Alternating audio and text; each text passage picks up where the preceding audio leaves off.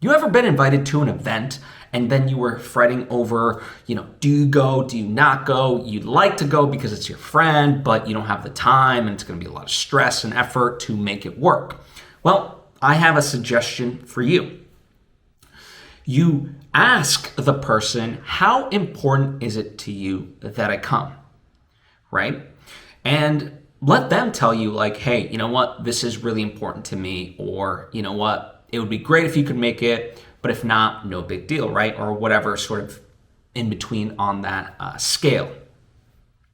And this is important because there's a lot of times where we might assume something is important, but it's not, or vice versa, where something, it's just kind of seemingly small and silly, and yet to them it is important, right? And so this is just a better way to navigate it. And likewise, you can do the same for your friends, right? I try to do this now whenever I invite people to various things because, of course, I have very good friends, and then I have friends that I don't quite get to see all the time. And so, I try to make a concerted effort to be able to kind of reconnect as much as possible.